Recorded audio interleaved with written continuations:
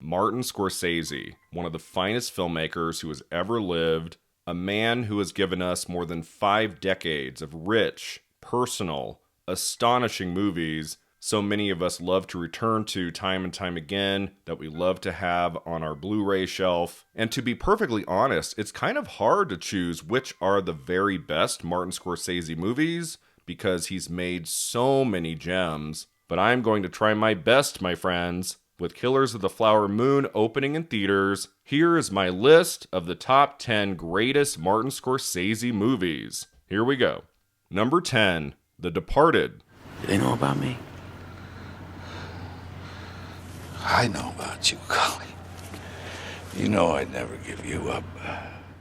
So we begin with the film that finally won Martin Scorsese his Best Director Oscar. It is so crazy to think he has only won a single Academy Award, and it was for The Departed in 2007. So grossly overdue at that point, and of course, in the last 15 plus years, he's made many more great movies. He's going to be in contention for Best Director for Killers of the Flower Moon. When it comes to The Departed, I don't know if anyone else has this reaction to that movie. It's very, very, very good. It didn't really stick with me in the way a lot of his other great films have. I've only returned to it once or twice since 2006. And it's a movie I think is really strong, an amazing ensemble cast, great writing and direction. There's just something for me a little less personal about the endeavor from Scorsese. It feels on repeat viewings more workmanlike. This film was made in a period of his career I don't love as much as some other periods. The early 2000s, that's not my favorite Scorsese run. Gangs of New York, The Aviator, The Departed. These are all solid films, but they don't quite have the magic of some of his earlier work. Having said that though, The Departed is a wild ride, it's a lot of fun. It's such a confident endeavor that the Best Director Oscar win makes sense. And honestly, with pretty much any other filmmaker, this movie would be number 3, number 2 on their greatest movies of all time. The fact that Scorsese made a movie this good, and it's all the way down for me at number 10, that shows you just how incredible of a filmmaker he really is. Number 9, The Age of Innocence. You might have made a mistake. If I'd made some sort of a mistake, would I be down here asking you to hurry our marriage? I don't know, you might.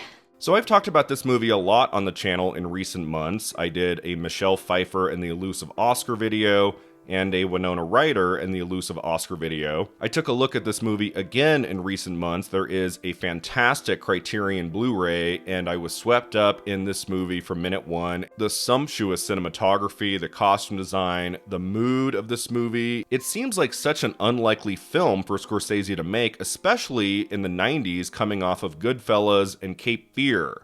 Like, you would not have expected him to make an historical costume drama following Cape Fear, and yet the movie still deals with many themes that Scorsese is fascinated by in his more modern movies. The many rules a society has to live by, the failure of marriage, change, and progress.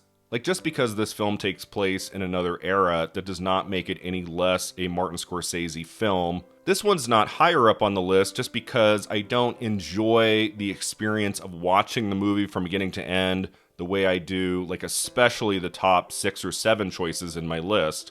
But it is a terrific film, wonderful performances from Ryder, Pfeiffer, and Daniel Day-Lewis. If you're a Scorsese fan and somehow this one from 1993 has passed you by, go check it out. Number 8, Alice Doesn't Live Here Anymore. It's not sugar, it's salt. Got him! That's okay, Lloyd. That's okay, you run!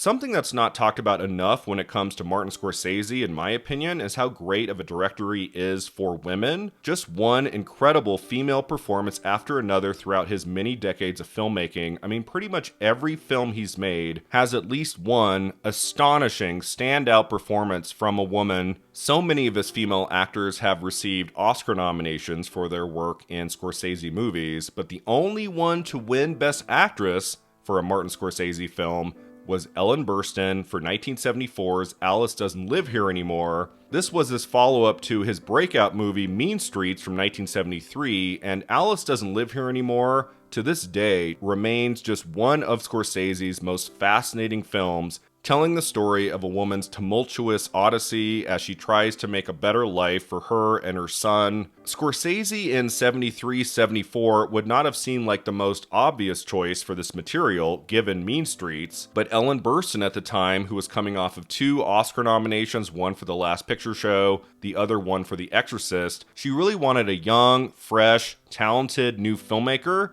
to take on this movie. And as you watch the movie, it's just such a thrill to pair Burstyn's glorious performance with Scorsese's aesthetics. Like, there's a lot of camera work and editing that feel kind of like Mean Streets, but it's done in this new world. It's just a wonderful blend of actress and filmmaker. Alice Doesn't Live Here Anymore is a great movie. Number 7, Mean Streets. So who does that leave me to borrow money from but you? I borrow money from you because you're the only jerk-off around here that I can borrow money from without paying back, right? So Martin Scorsese had made a few feature films before this. There's 1967's Who's That Knocking at My Door? There's 1972's Boxcar Bertha. You can see little pieces of brilliance in those movies, and he of course worked on Woodstock and some other really cool projects, but Mean Streets was the big introduction of Martin Scorsese into the world of film. This was the first one where everything came together in a way that you could tell the kind of filmmaker he was going to be and the kinds of stories he was interested in telling. In this film, he works with Robert De Niro for the first time. He, of course, works with Harvey Keitel, who was in Who's That Knocking at My Door and would show up in many of his later movies as well. The character the soundtrack plays in Mean Streets is so specific and fantastic. I just love everything about Mean Streets. It is a little rough around the edges. It's an earlier Scorsese movie. But the acting, the cinematography, the cool camera tricks, the mood of the film, the shocking violence, it's just all pure Scorsese right at the beginning of his film career.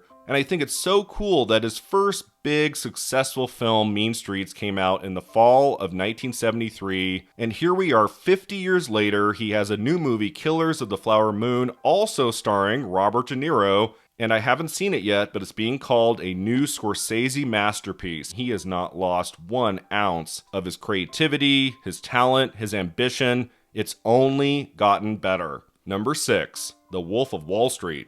Look, I'm gonna give you my personal line. 5 days a week, you just call me, feel free. I'll do that. Great. So in the last 15 years, I have enjoyed all of Scorsese's movies. Hugo from 2011 almost made the top 10 list. That is a magical movie, and it just barely sits outside of my top 10. The same thing goes with 2019's The Irishman. I really liked The Irishman. I didn't love it. There was something always holding me back here and there throughout that movie. Part of it was the de-aging on the actors. That's another very strong Scorsese film. For me, the best of his more recent films by far is 2013's The Wolf of Wall Street. I adore this movie. What an astonishing lead performance by Leonardo DiCaprio. Like, I just love the collaboration between DiCaprio and Scorsese, and they are both on fire in The Wolf of Wall Street. It's one of Scorsese's wildest, most confident features, definitely one of his funniest movies. That movie makes me laugh so often, so hard. You can tell DiCaprio and Scorsese are holding nothing back in that film. They're just going for it. 3 hours of beautiful insanity. I love this movie. It was really the film that introduced us to Margot Robbie and how great of an actress she is. Jonah Hill gives probably my favorite performance of his on film. And it was just another example of how fearless Scorsese is as a filmmaker. It does not feel like the work of someone in his 70s. Like The Wolf of Wall Street feels like a Paul Thomas Anderson like in his late 20s, early 30s.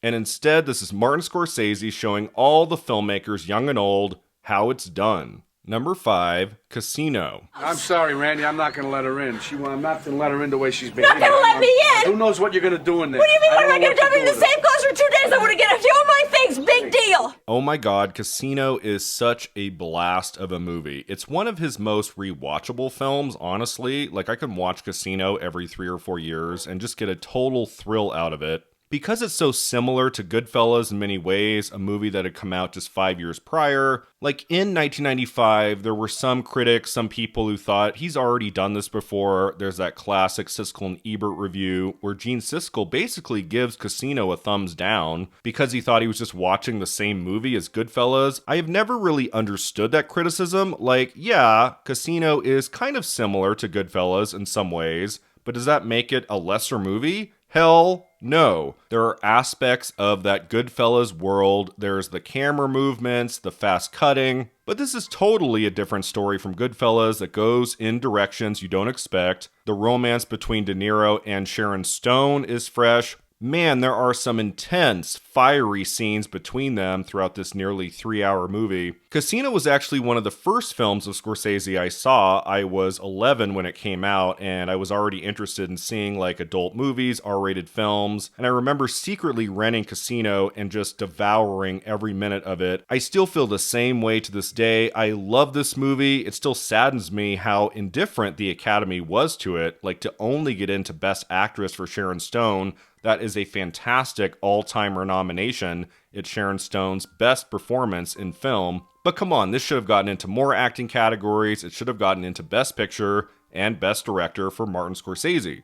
Number 4, The King of Comedy. Listen, I don't want to be cruel, but really, we're in front of Jerry's building. God forbid he should see me with you, because Jerry and I have a real relationship going. You know what I mean? No fantasy world. You know what I'm talking about? I absolutely adore The King of Comedy. This movie slaps. It is so much fun. It's very different from Scorsese's other work, especially at the time. It was not successful when it opened in early 1983. As Scorsese shared in that new TikTok video with his daughter, like Entertainment Tonight called it the flop of the year. Many people didn't like it. Even Roger Ebert, who's very, very enthusiastic about most of Scorsese's films, he was kind of lukewarm about it in 83. But I just think this film is so ahead of its time. It's brilliant, it's funny, it's very entertaining, wonderful performances from De Niro, Jerry Lewis, and Sandra Bernhard. It's got this wonderful, like, creepiness aspect to it. What this movie has to say about celebrity, about fandom. Again, it's so ahead of its time. It feels like the kind of story that would have been told later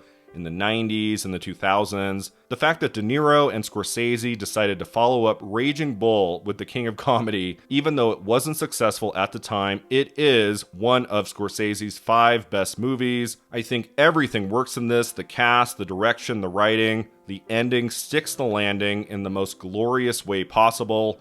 I love The King of Comedy. Number 3, Taxi Driver. Then who the hell else are you talking? You talking to me? Well, I'm the only one here. So if Mean Streets and Alice Doesn't Live Here Anymore cemented Scorsese's status as a filmmaker to watch, Taxi Driver turned him into an icon. This was his first masterpiece. A film that is so haunting and delicate and weird and shocking and fascinating all the way through. Taxi Driver is trying to do so many different things throughout that running time, and it all works. And you're with it every step of the way. Robert De Niro is so good in Mean Streets, but to follow that up with his amazing portrayal of Vito Corleone in The Godfather Part 2, he wins an Academy Award for that performance in Best Supporting Actor, and then to follow that up with his portrayal of Travis Bickle in Taxi Driver, it's just one of the great performances of all time. Like, if De Niro had never made a movie after Taxi Driver, we would still be talking about him today, and then the fact that he's in so many other great films, gives so many legendary performances long after Taxi Driver.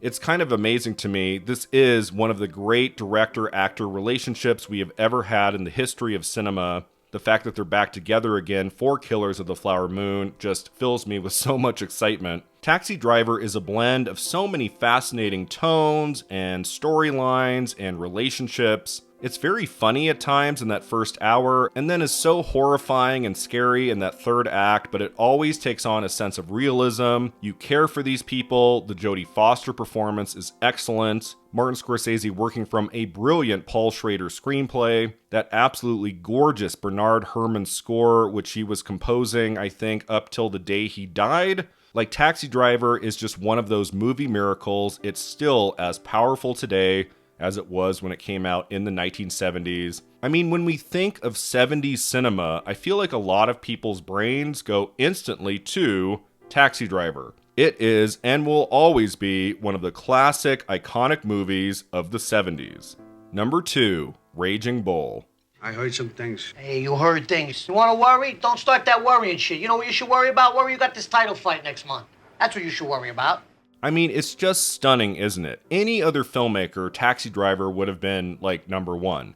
Pretty much any other filmmaker, Raging Bull absolutely would have been number 1. The fact that both of these movies are still underneath another title is just crazy. Like, this is why Martin Scorsese is one of our great filmmakers. The fact that he's not only made a couple masterpieces, the fact that he's made 6, 7, 8 plus masterpieces in the last 50 years.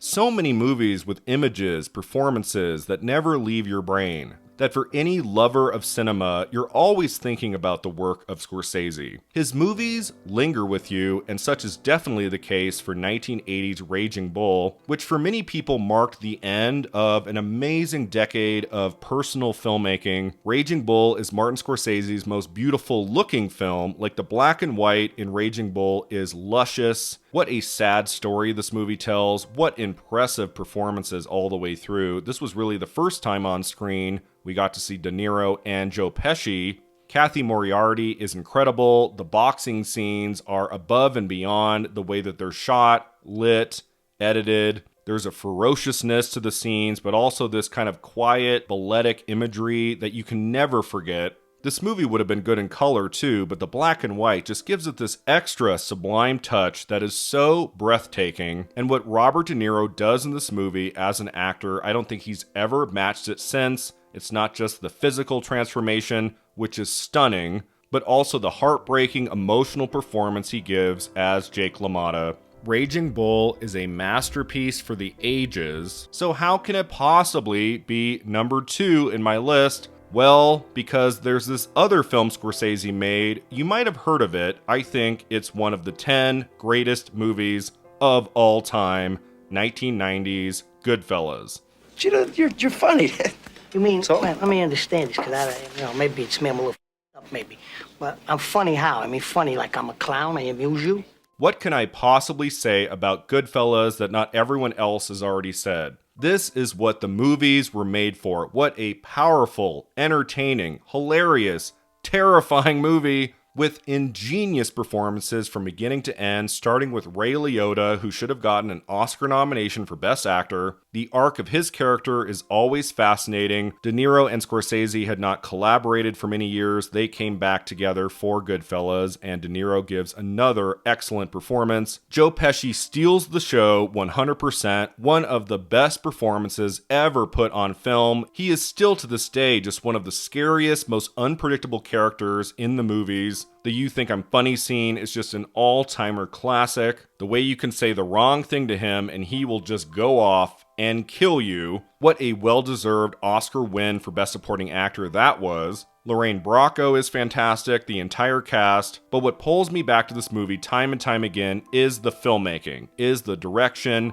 the cinematography, the editing, the way this film is put together with the camera, with the editing, with that impeccable soundtrack. This is Scorsese being just endlessly creative. I love so many Scorsese movies, but I do feel like Goodfellas is his magnum opus. If I was only able to take one of his films to a desert island, it would be Goodfellas, no questions asked. I think it's the perfect introduction to someone who's never seen his work, like I would show them Goodfellas. You get the sense immediately who he is as a filmmaker, what kinds of stories he loves to tell, the kind of actors he loves to work with. Goodfellas is just one of the best movies ever made. That's the film Scorsese should have won his Best Director Oscar for. I mean, let's be honest, he should have like 4 or 5 Best Director Oscars by now, not just one. But if he was only going to have one Oscar in his long career, it should have been for directing Goodfellas. I have seen this movie 20, 25 times, maybe more. I will watch it many more times the rest of my life. As much as I adore with my whole heart Taxi Driver and Raging Bull, my choice for the number 1 greatest Martin Scorsese movie is Goodfellas.